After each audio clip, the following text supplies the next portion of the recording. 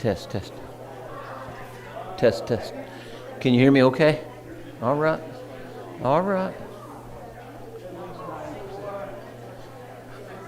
Hey. Good morning. How are you? Good.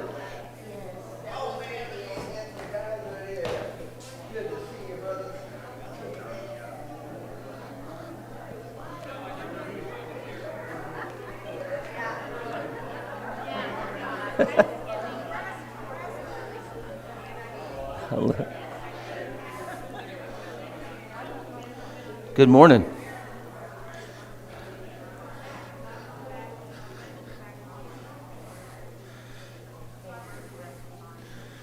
Good morning. Thank you. I hate to break up the fellowship. It's kind of fun coming in and everybody's talking so much. I love it. And then I start yakking and everybody shuts up. And I hate doing that, but it's kind of time to get started. Good morning. It's a beautiful day, isn't it? And again, that's all I'm going to say about that. Several of us drove over to Junction yesterday to attend the service for Bryce Stewart for his celebration of life and the memorial, and it was magnificent. It was beautiful. We had people from all over the state, and actually from several states around. It was in very well attended, and hour and a half, I think, and it flew by. It was wonderful. And it was a wonderful celebration of a Christian man, husband and father and minister, and he will be missed here, but there's glory in heaven today that Bryce is there, and such a strong family, big family, strong family. Just love them to death. Good to be with you again this morning. I feel like I'm way back here. I'm going to move up a little bit. That's better. You're welcome. I felt so removed from everybody there. Start turning with me to Luke chapter 9, and we're going to start in verse 27 here in a minute. But we are, for those of you who have not been in here, we are studying lessons from Simon Peter. And as we have discovered very often, when Peter is referenced, he's denigrated is not the right word, but used as an example of, if Peter can be saved, if Peter can be used with all of the mistakes and the flaws and all of those things, then we're in pretty good shape. And and that's true, as Peter was very strong. Luke chapter 9, and we're going to start in verse 27 here in a minute. So he's very strong, very much a leader, very impetuous, very passionate about all of those things, and so that caused him to make some misstatements and some actions that were rather impulsive sometimes. But remembering that God chose him specifically to do some very important things, and it almost sounds like Paul in 1 Corinthians talks about being careful about. I follow Paul, I follow Apollos, I follow Peter. I just want to make sure that I'm not falling in that you don't think that I'm falling into that trap, that I'm following Jesus Christ. Just who I'm following. That's who we are all following. But I would like to bring out some things from Peter. Last week, we were in the Gospel of John, and we looked at the restoration of Peter after his 3 denials of Christ, and how important it was that Peter understand that he was going to be a very important part. He's going to be responsible for the early leadership of Christ's church, and that he would be responsible for beginning that ministry, and that he was to take care of the people that Jesus was handing off to him. This will be our last class for a little while. Chad, I believe, is starting next week. And they'll lead us into the Christmas season, and then sometime in the spring, I'm going to start up again, and I'm going to take what we have learned here. So don't forget anything that we've talked about now, because in the spring, then we're like Jason said the other day that it is important to notice how the growth and the maturation of Peter over time that you can read in 1 and 2 Peter, and that is where I want to go as we get in the spring. But we're going to go into Acts a little bit before we go into 1 and 2 Peter. Today, we're going to be in the Gospel of Luke, starting in chapter 9, verse 27 and 36. And like I always say, it's very important to 27 through 36. It's very important to set the context about what was just happening prior to this time. Jesus had just fed the 5,000. He had all the apostles with him when he did that. And then they separated themselves, and Jesus talked a little bit about the kingdom and what that was going to be like, And then he asked that great question, who do people say that I am? And they said, some say John the Baptist, some say Elijah, some say one of the prophets risen from the dead. And he said, who do you say I am? And then Peter had his great confession of faith. You are the Christ, the Son of the living God, right?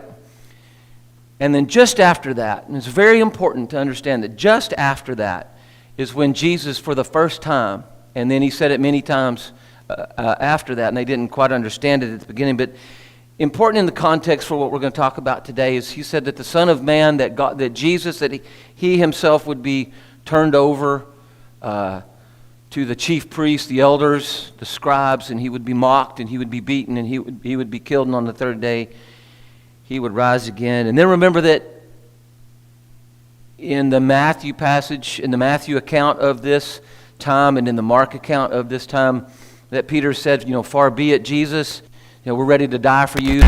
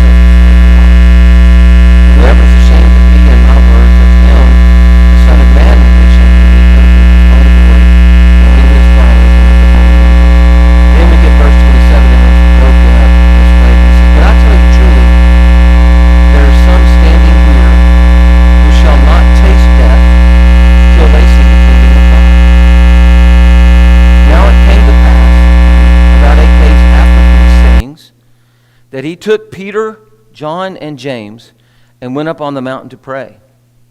As he prayed, the appearance of his face was altered, and his robe became white and glistening. And behold, two men talked with him, who were Moses and Elijah, who appeared in glory and spoke of his decease. Does anybody else, the translation that you have, mine's New King James Version, and for Christmas I'm going to get an ESV, I think, so that I can have them side by side. But does anybody have an ESV or an American Standard or New American Standard that says something other than decease right there? Departure. Okay, departure. Anybody else? Says something other than that? Decease or departure. Okay.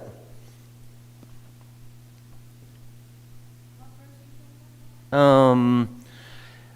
30, and behold, two men talked with him, who were Moses and Elijah, who appeared in glory and spoke of his decease, which he was about to accomplish at Jerusalem. So I have departure. Okay. But Peter and those with him were heavy with sleep. And when they were fully awake, they saw his glory and the two men who stood with him.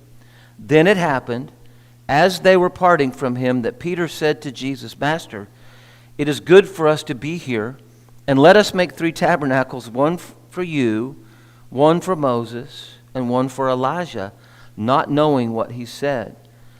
While he was saying this, a cloud came and overshadowed them, and they were fearful as they entered the cloud. And a voice came out of the cloud saying, "This is my beloved Son, hear him." When the voice had ceased, Jesus was found alone. But they kept quiet and told no one in those days any of the things that they had said.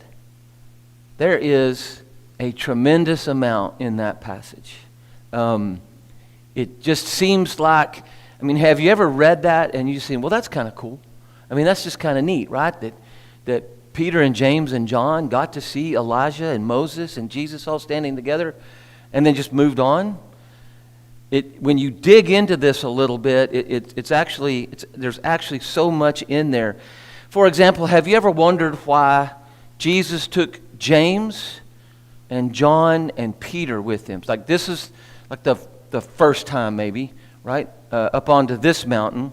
He also took them, those three, James, John, and Peter, into the Garden of Gethsemane in the night that he was betrayed, right, to pray. And the other time that I could find was when Jesus went to raise Jairus' daughter from the dead. It was James and John and Peter. Have you ever wondered why? Or is that significant? Why he chose, of the 12, that he chose Peter, James, and John to go with him, to be his inner circle? That's one, right? There's one. Along with Andrew, right? Peter's brother. Andrew, James, John, Peter, and then James, and then James and John, right? Okay? So there's one reason, because he chose them first. Anything else? So Peter, right? When you think of the Apostle Peter and his great statement, "You are Peter, and on the rock," Peter, Cephas, which means rock. So Peter's the rock, right? He's passionate. He's a leader. He's very strong. All of those things, all those characteristics would... Say it.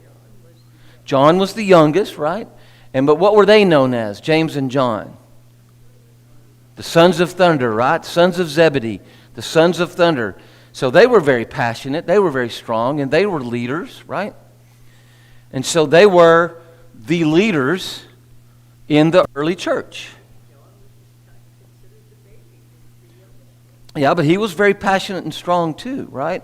And you think about the books that two of those wrote, Peter, right? 1st and 2nd Peter, John, 1st, 2nd, 3rd John, Revelation, and the Gospel. So they were leaders in the early church. James was the first apostle, the first of the 12 to be killed. That's Acts 12, 1 and 2, that Herod the king grabbed him and murdered him, right? He was the first one to be murdered. John actually died. He was the last one to die. John was the last of the 12 to die after he was exiled on the Isle of Patmos. That's in Revelation, right? And then I looked up, I tried to find, when the tradition is that Peter was murdered in Rome, upside down, on a cross, inverted on a cross.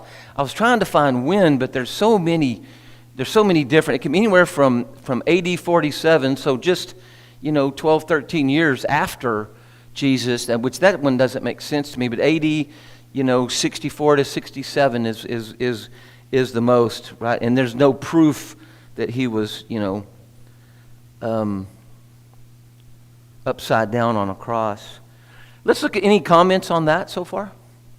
Let's look at verse 30. Okay? And behold, two men... I'm sorry, I just got lost. And behold, two men talked with him who were Moses and Elijah. You ever thought of the significance of who was with Jesus? What are you smiling at? Go, let's hear it. I was going to ask you, what do you think they were talking about? And then the next verse says they were talking about his heart. Right, so yeah, we'll get there in just a second. But Moses and Elijah, have you ever thought, you think that was random? It was Moses and Elijah with Jesus? No, God never does anything random, right? I don't think. So Moses, what does Moses represent? Standing there. The law. That's it. Moses represents the law.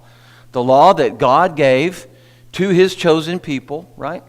And so Moses represents the law, and there's only one person. And in Romans, when you look at what Paul wrote about the law, he says that the purpose of the law, or one of the purposes of the law, was to define sin, right?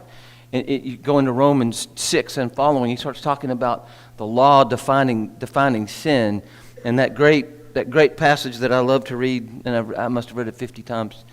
If it's not me, right? It's not me who does it, but it's sin that lives in me, and the law defines that sin. But there was only one person alive that ever perfectly kept that law. It was Jesus that was standing next to him. How about Elijah? The prophets, right? So Elijah represents the prophets that foretold the coming of the Messiah.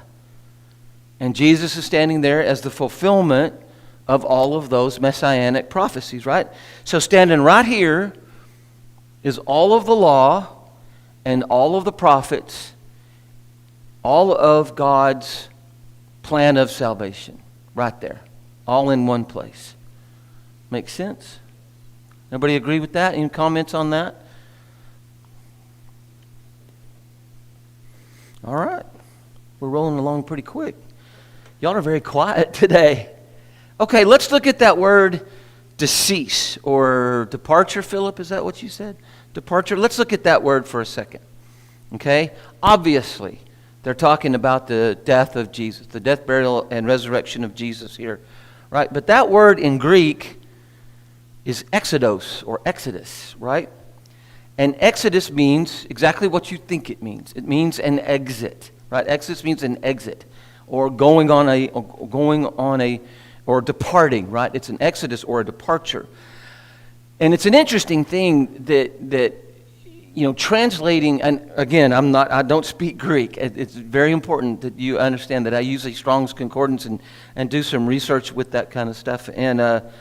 But that word exodus, and it's interesting that very often that you use one word in Greek, exodus, and we would need to fully understand that, we need 10 or 12 or 14 words in English to explain what they really mean by that one word. And exodus is derived from two different words, right? One is ekx, right? Which is it's a preposition that denotes an origin, right? Or a place where you begin. So ekx, right here, right? Either a place physically or a point in time, right? So a fixed point in space or a point in time, ekx, right?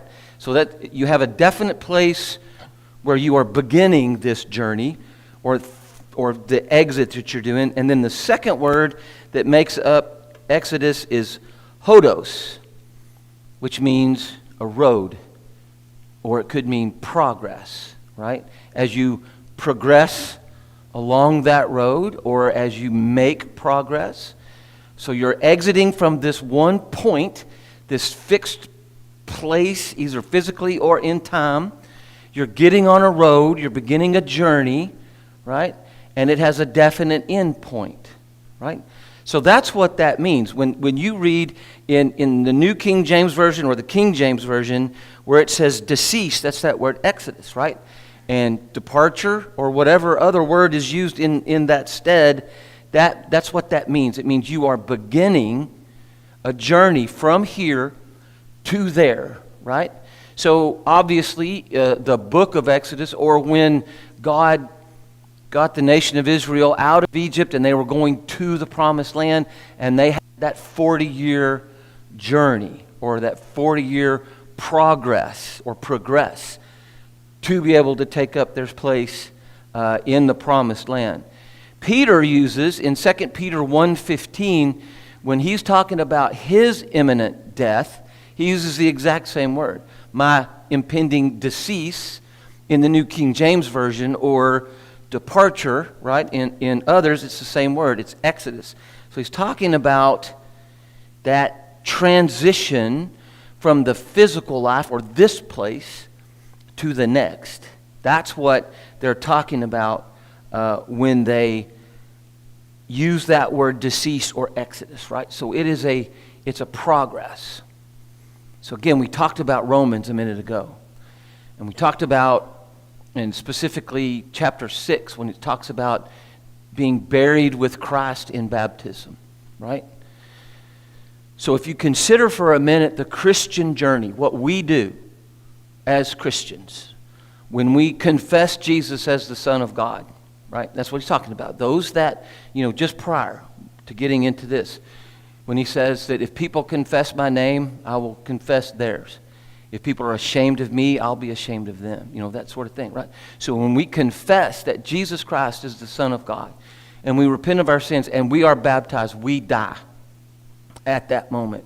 That is the ek-ex. That's the ek-ex. That moment when you are baptized, when you go down in there and you make that confession, that is the ek-ex. That's the point, either physically or point in time, where you begin your journey. That's exactly right. That's when you hodos. So Exodus, ek-ex, and then hodos, right? A lot of people think it's one and done.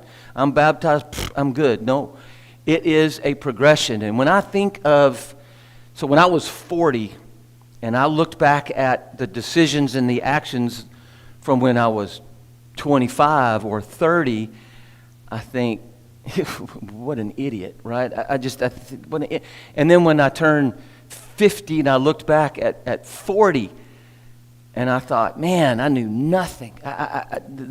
My knowledge was nothing. And now at 60 and I look back at 50, I think, man, it's just a progression, right? It just continues. Do you ever do that? Look back at the things that you thought. Not the things that we did so much, because that's just a human thing, right? But the things that we thought. Have you ever done that? You don't do it too much, or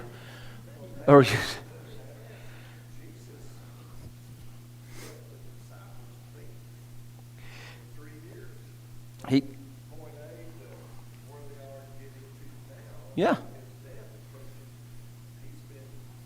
He's been trying, but they didn't get it, right? It was a slow burn, right? It was a kind of a slow trickle of information, because if it had been too much at one time, 3 years. But I think they did most of their growing, after Jesus left them. They did most of their growing then, right? So if you start thinking about some of the churchy words that we use, like propitiation. That is the someone else taking on your debt, right? Taking on your sin, paying the price for your sin. And that word sanctification, a lot of people get stuck on that word. So if you ever see that, especially in Hebrews, when you read about sanctification, if you think back to today and you think of sanctification as that journey, right? That is, that you started on that day and that you will finish either when Jesus returns, and that's what I'm praying for, because I don't particularly want to go through that transition myself, but when Jesus returns, or else when we die, right? And then we will be changing and growing that whole time, and that's the journey. Any other comments about that? I thought I had a lot of stuff in here, but I guess not. So, again, when you think about, no other comments? This is where y'all participate. I like to think about it today. And so what we do so many times when someone is baptized and wants to be a part of the church, Mm-hmm. we expect them to know, Right. and they, we don't remember that they are new, And that's what we're here for. and we're here, Right. and they see examples, and if we don't show them the right examples, then we're going to. That's the same thing. True. Y'all heard that? What Dodie was saying was that when we get a new Christian, a new baptized Christian, and we think that they know everything at that point, and they know the basics. They're just babies, right? They're just starting on that road. That's the first step, on that journey. And the same thing is true when people walk in our doors from outside and we come in and they hear some of the things that we just talk about so freely, and it's Greek. I mean, forgive me for that, but I mean, it is. It's Latin. It's something other than anything that they're used to. So we have to be ready to be loving and kind and all of those things. Anybody else? So we talked a little bit about James and John and Peter being chosen to go. And this is just going to be me kind of thinking, going with them to the Garden of Gethsemane, to the raising of Jairus' daughter, and in this case, and in two of those cases, we see that Jesus, like in the Garden of Gethsemane, Jesus is praying so hard for, God's will to be done, but if we just couldn't do it this way, then that would be great, but your will be done. Let this cup, pass me by, but your will be done, right? So when he comes back, and what did he find the three doing? Sleeping. He found them sleeping. Yes, ma'am. I don't think there is any place else that we can actually see the human side That's a good place for it. of Christ. Yeah. Yeah, what Juanita said is that there's very few, or maybe no place else, where we really see that human side of Jesus. I think when Jesus wept at the death of Lazarus, I think you really see that human side, the man side, right? But in that Garden of Gethsemane, when he's praying, truly it's going to hurt. This is going to be bad. But if we could do it some other way, but your will be done. And of course, we know, thank God that he did that. But we find John and Peter and James are all asleep, right? And in this case, we find it the same way. If we look at verse 32, we see, but Peter and those with him were heavy with sleep. And then when they were fully awake, they saw heavy with sleep. I wonder why. Have you ever thought about why that might be? Do what? Maybe they had been put into a little special state. But think about all of the things that those three, and the other 12, but those three had just seen and heard, right? And they had been with Jesus for 3 years at this point, like Kelvin said, that they had been with him and learning from him and serving him and loving him and hoping that this Christ was going to restore the kingdom of Israel.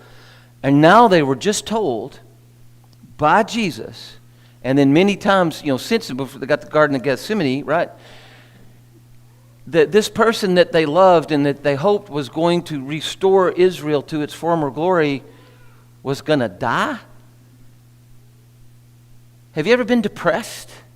I mean, in a deep, like a real depression, just really sad? What did you want to do more than anything else? Take a nap?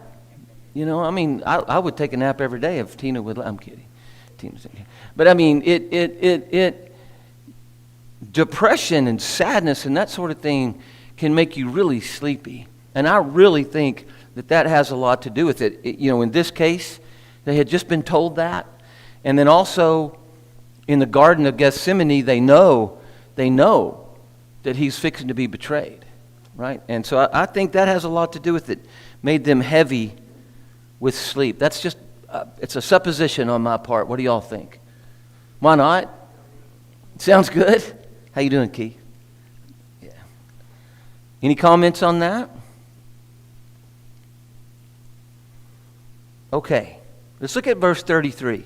This is where people really love to give Peter a hard time for this statement.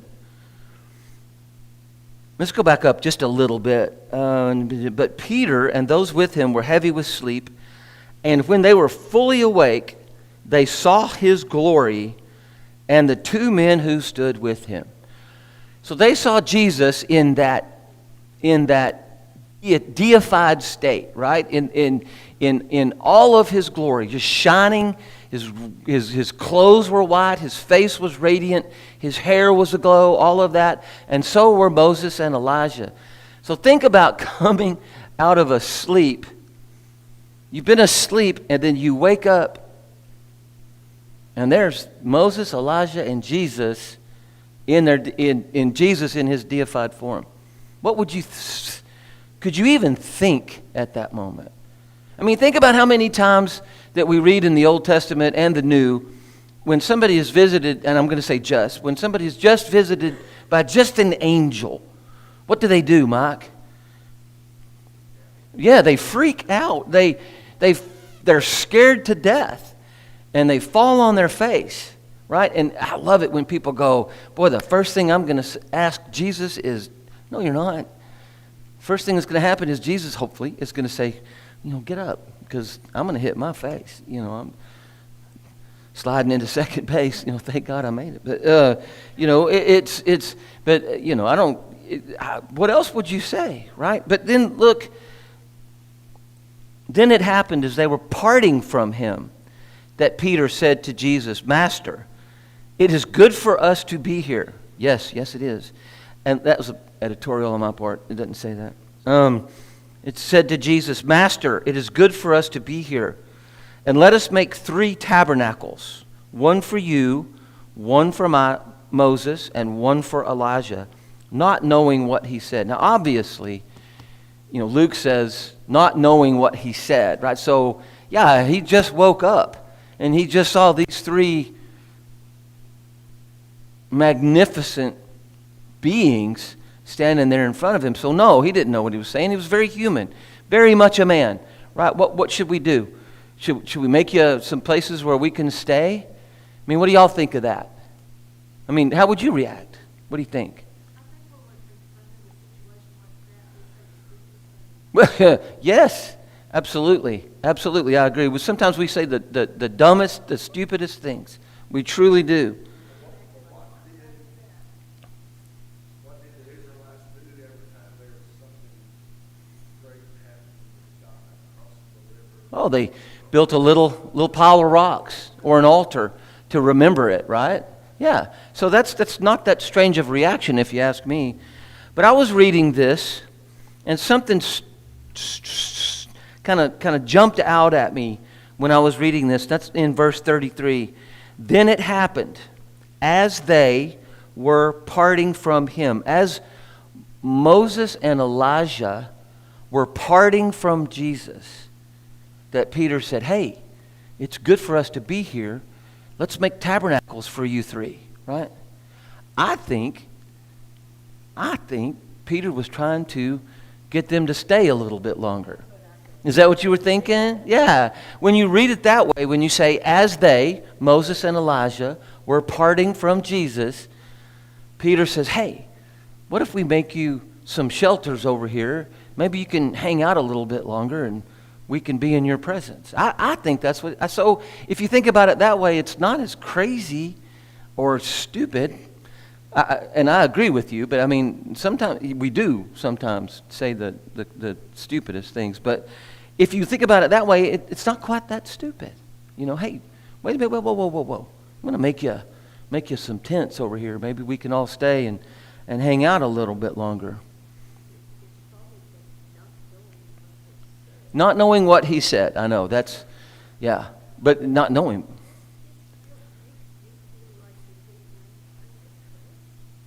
You do? You feel like they were in a trance, the sleep and the not knowing what he said? Yeah, I could see that. I can see that. But it does say they became fully awake after that. I really think that he's just trying to get them to stay a little bit longer.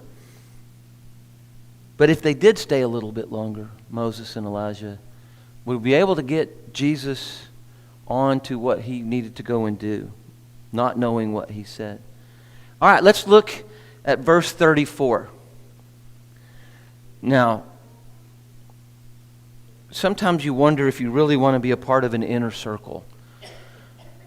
While he was saying this, a cloud came and overshadowed them, and they were fearful as they entered the cloud. They were fearful as they... I mean, think about, again, we talked about Exodus and the cloud, the smoke, the cloud, the fire preceding the Israelites as they went on into the promised land. Go ahead, Kelvin. Brian, apparently, have you ever been fearful in entering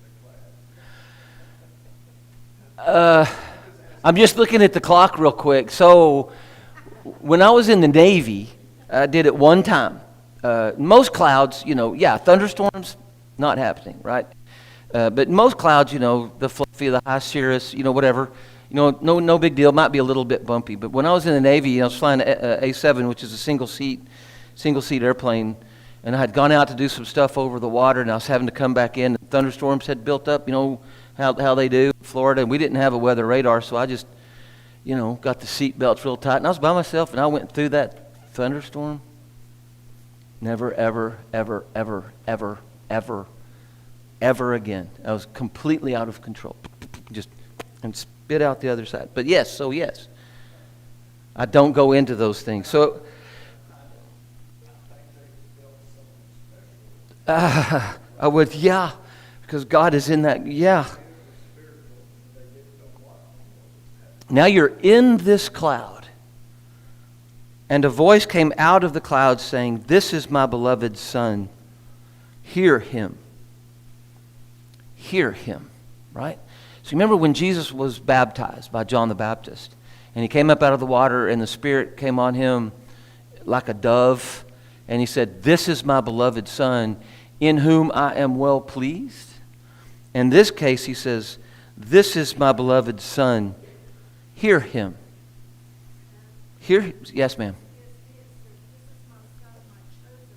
Okay. Listen to him. This is my Son, my chosen one. This is my beloved Son. In my case, hear him, listen to him. So it's different, right? That's a completely different statement than when the Spirit rested on him like a dove and he said, "This is my beloved Son, in whom I am well pleased." In this case, he says, "My beloved Son, my chosen one, listen to him." Listen to him say what?